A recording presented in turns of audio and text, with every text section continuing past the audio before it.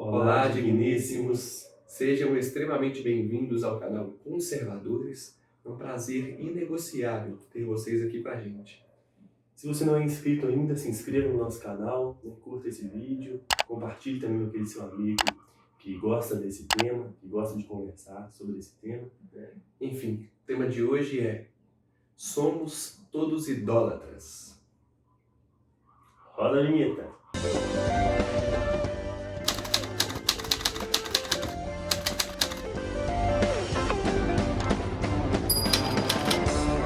Idolatria.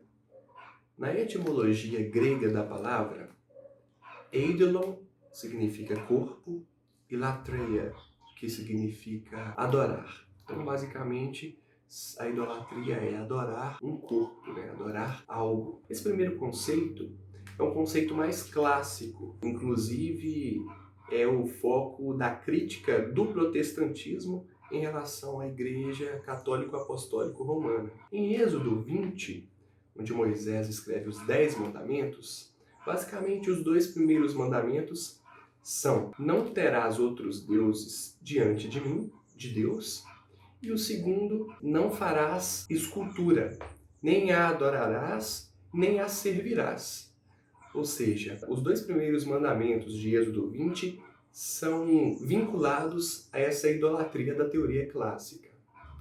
Levando em consideração o Novo Testamento, onde o próprio Jesus resume esses 10 mandamentos em apenas 2, que basicamente é amar a Deus sobre todas as coisas e amar o próximo como a ti mesmo. Mas para adentrar nesse primeiro mandamento de Cristo, que é amar a Deus de todo o teu coração, de todo o teu pensamento e de toda a tua alma. Literalmente, amar a Deus sobre todas as coisas.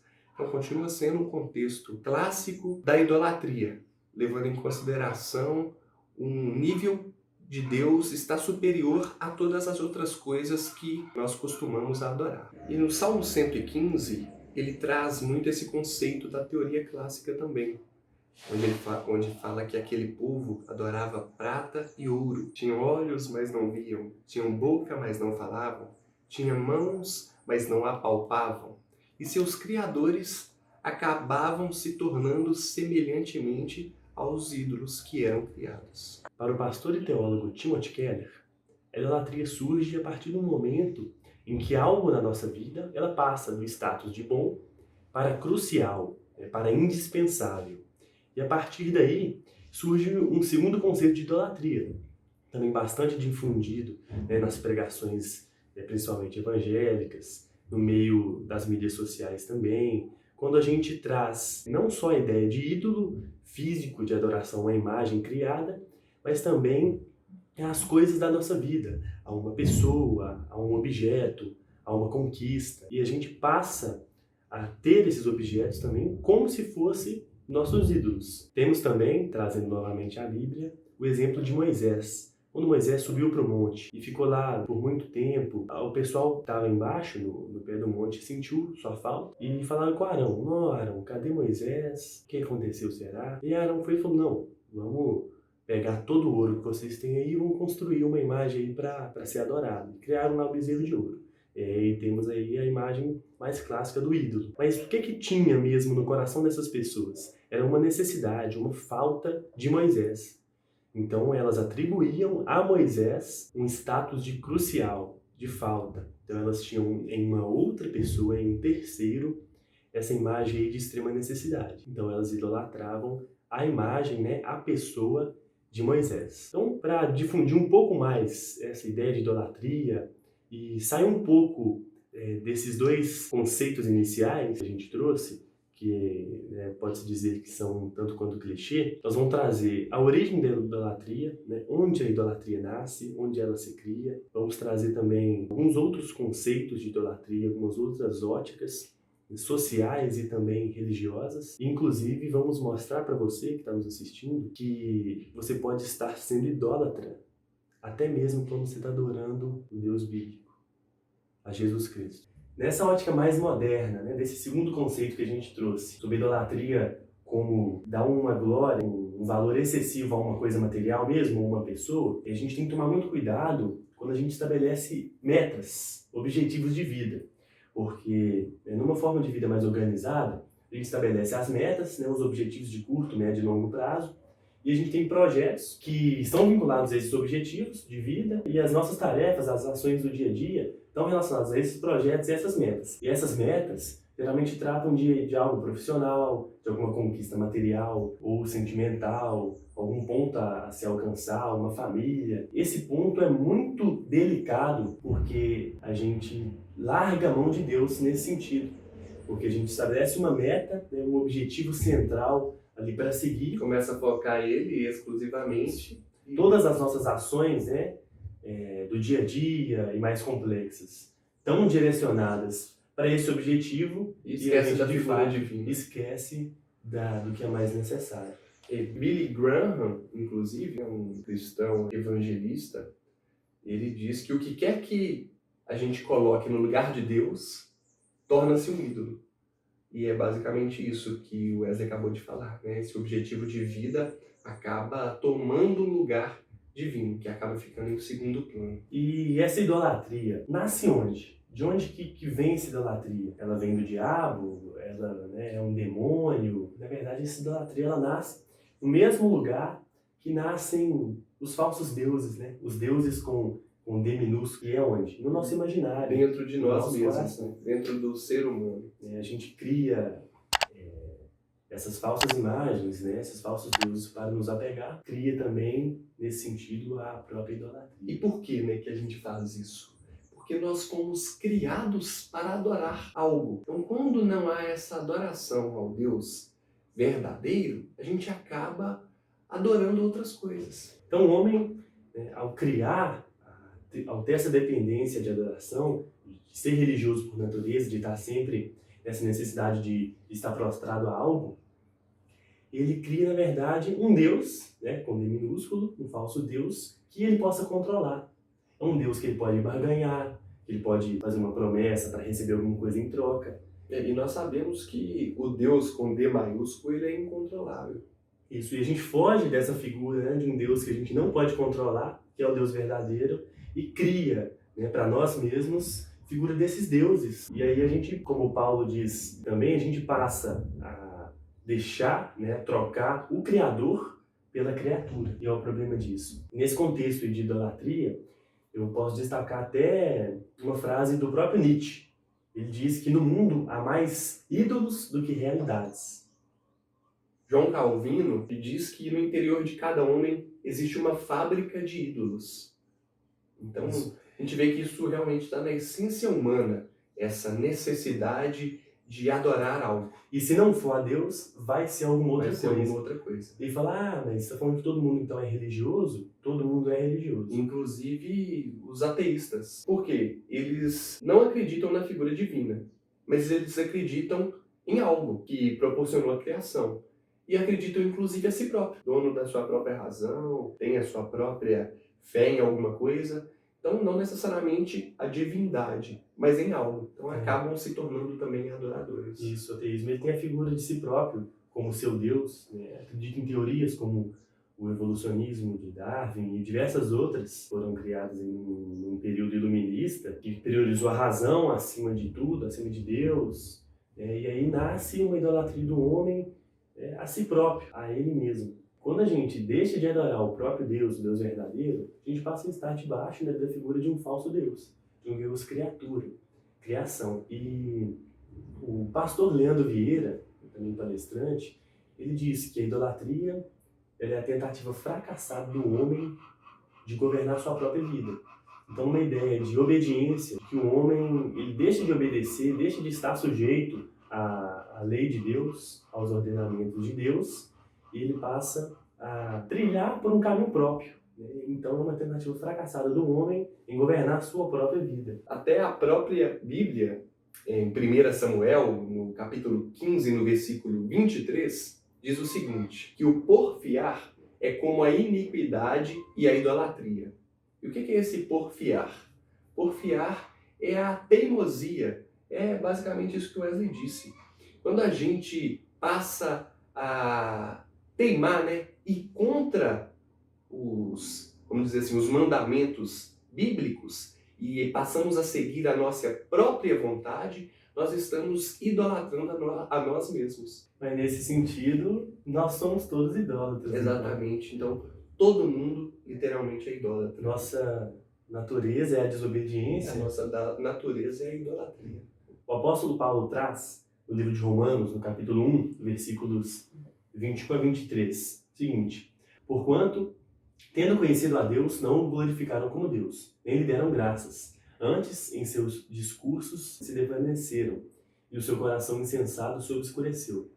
Dizendo-se sábios, tornaram-se loucos, e mudaram a glória do Deus incorruptível em semelhança da imagem do homem de corruptível, e de aves, e de quadrúpedes, e de répteis. Então, o homem, conhecendo a Deus, ele se desfez no seu próprio conhecimento, na sua própria burrice. Paulo está trazendo nesse contexto a figura do homem, e na época dele, lá na Grécia, que é o berço da filosofia, e ele estava trazendo esse conceito do homem se afastar de Deus, né, deixar de estar sob a dependência de Deus, para acreditar em si próprio, no seu próprio conhecimento, nas suas próprias teorias. Então, nos amamos mais do que Deus e fazemos somente aquilo que queremos.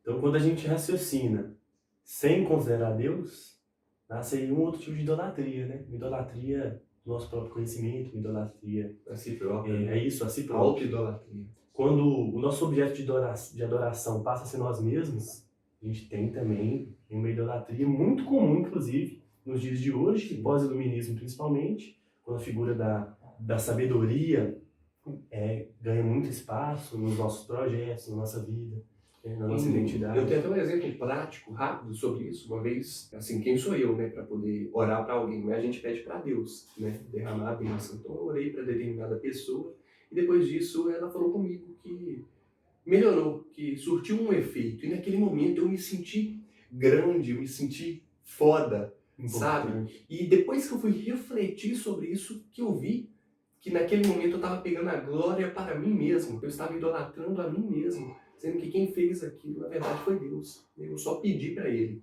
fazer. Então, eu lembro que depois eu até cheguei para ela, deixei claro que foi Deus que tinha feito e tal, mas eu vi que naquele momento eu tomei para mim algo que é de Deus. Então, eu diretamente cometi a auto-idolatria nessa situação. No mesmo sentido, podemos ressaltar o pecado original ali, de Adão e Eva, né? A serpente, ao falar com Eva, ela disse que se eles comessem daquele fruto, eles seriam como Deus. Então o homem ali, ele quis se tornar Deus. Em momento nenhum, o pecado deles foi adorar a serpente. Eles não deram glória, não adoraram a serpente, não acharam que ela era importante. O epicentro ali da idolatria deles foi o próprio homem. O homem quis ser como Deus, se tornar como Deus, se tornar importante, se tornar sábio, ter a sabedoria de Deus.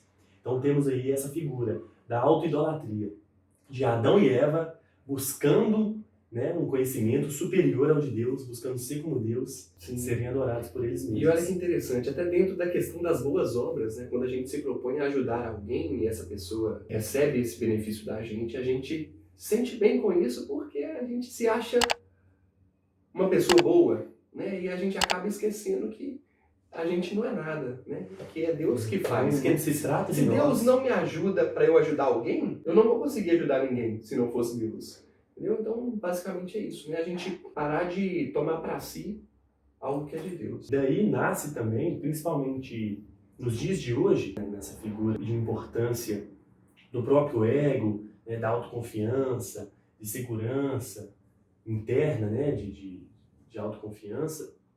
Nesse sentido bem moderno, nascem os conceitos hedonitas, né, de priorização do prazer acima de tudo. Então o homem passa a ter como foco, ter como objetivo principal o próprio prazer. Então tudo que eu vou fazer, eu vou balancear para ver se é bom para mim ou não. Da satisfação própria. Satisfação pessoal. Então é todo um prazer, seja ele sexual, seja ele psicológico, seja ele intelectual. E a gente passa a adorar, voltando àquele versículo lá de Romanos, ele fala da sabedoria, né? Acharam que era sábio, mas eram uns merda, basicamente. A gente tem figura aí de N pessoas inteligentíssimas, com pós-graduação, PhD, livros publicados, mas que a pessoa é louca, a pessoa né, não consegue se equilibrar na vida, a vida pessoal é ruim. Então, uma pessoa que se apoia demais em si próprio, no seu próprio conhecimento, nas suas próprias forças, e tem como foco principalmente o seu prazer pessoal, isso aí também é uma idolatria.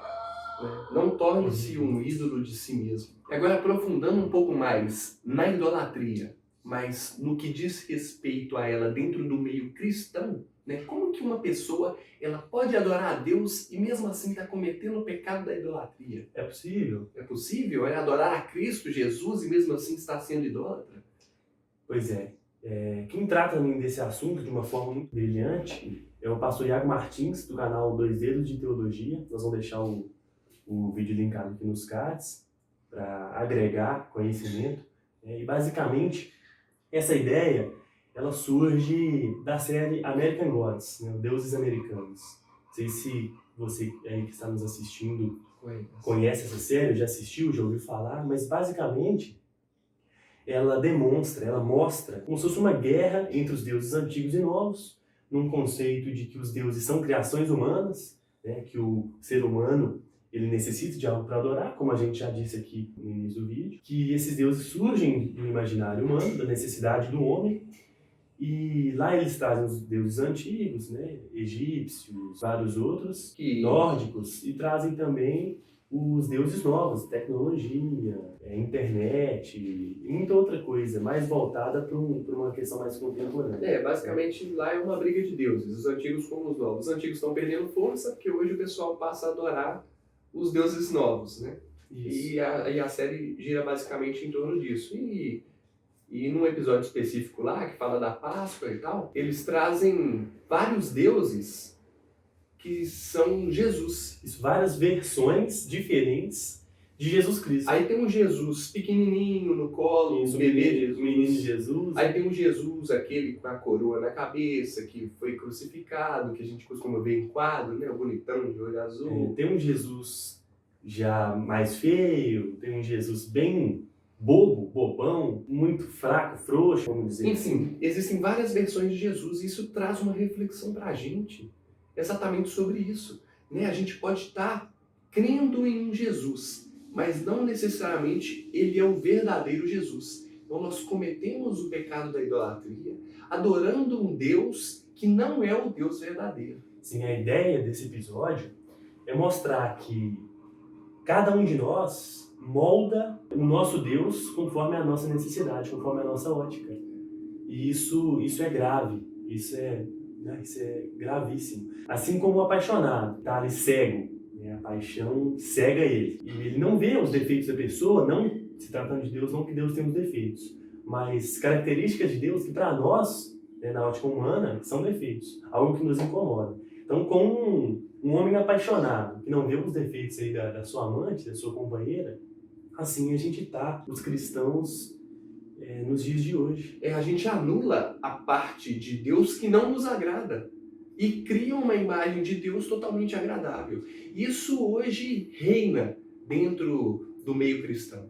O próprio Paul Washer, né, um pregador norte-americano, ele num sermão clássico aí, né, 10 acusações contra a igreja moderna, ele categoricamente diz lá que o período de domingo à noite, é o período de culto, do culto das igrejas protestantes, ele é um momento em que há mais idolatria na parte aqui da América Ocidental.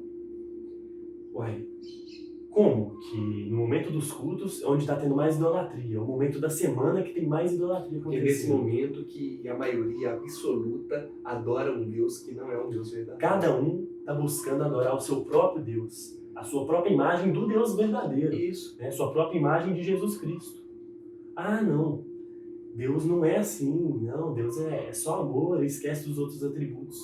Então, nesse sentido, o cristão, ao adorar Deus, ao adorar Jesus Cristo, se esse Deus não é o Deus das Sagradas Escrituras, não é o Jesus Cristo das Sagradas Escrituras, essa pessoa está sendo idólatra. O Deus que manda praga no Egito?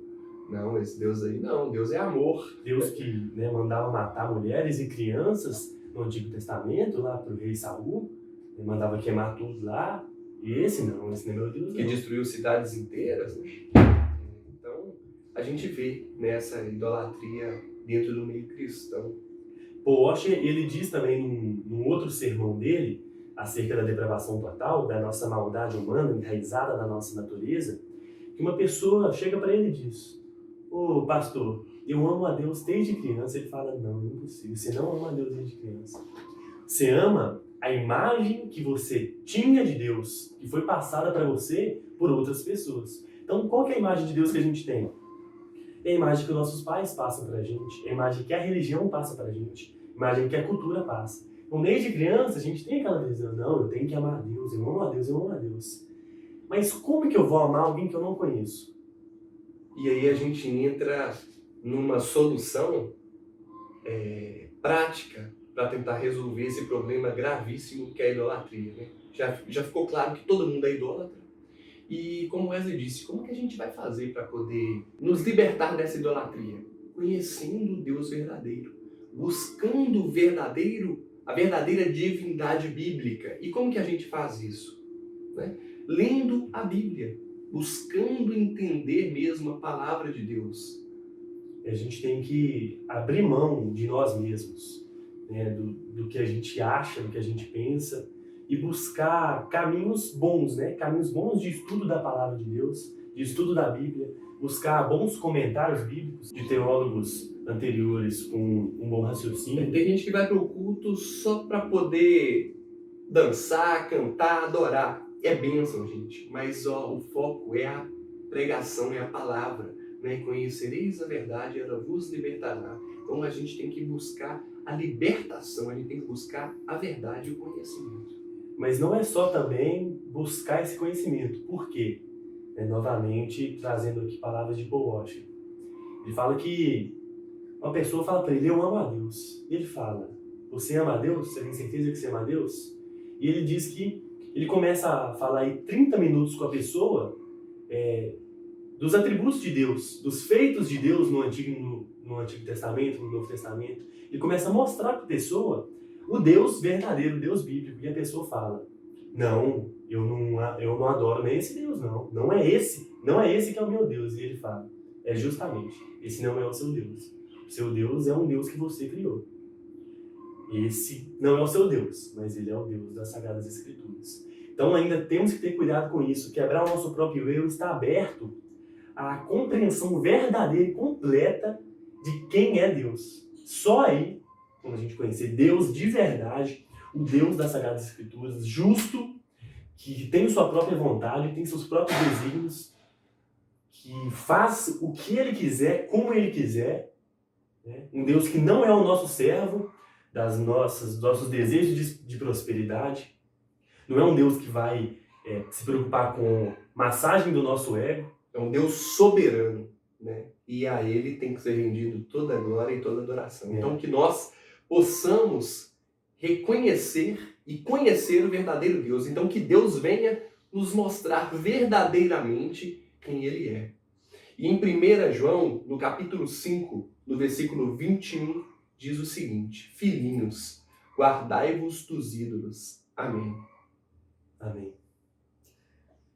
Então, ficamos por aqui. Esse foi o vídeo de hoje. Se você gostou, já sabe o que fazer, nos apoie mais, curta, compartilhe esse vídeo, se inscreva no nosso canal se ainda não for inscrito. E participe conosco também. Deixe sugestão de tema nos comentários, deixe a sua opinião aí embaixo, muito importante pra gente também. Ficamos por aqui, né? É um prazer ter você até agora e que Deus venha abençoar a sua vida. Deus abençoe. Um abraço. Obrigado. Até a próxima.